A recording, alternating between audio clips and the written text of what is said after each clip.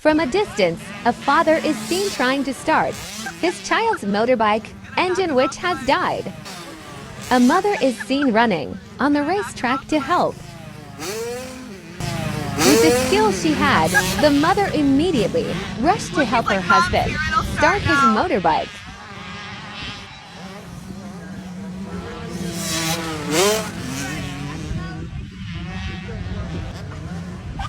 After a while, the motorbike finally started up again and the child was able to return to the track to continue his race.